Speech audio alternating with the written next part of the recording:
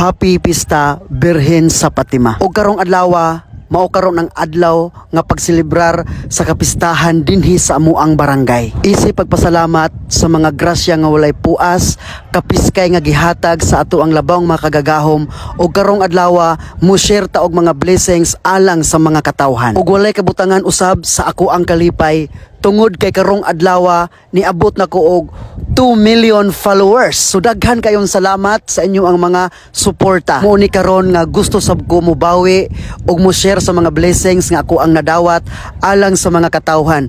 Kay kining tanan dili na ko ni makabot kung dili pinaagi sa inyo ang mga suporta ug pinaagi pod sa giya sa ato ang labawng makagagahom. Ug dako usab kaayo na kong pagpasalamat ilabi na sa ako ang mga supporters ug mga followers nga ani agid sila dinhi mianhi gid sila sa pagselebrar sa amo ang kapistahan. Salamat kay ninyo sa inyo ang pagbisita dinhi sa amo ang panimalay.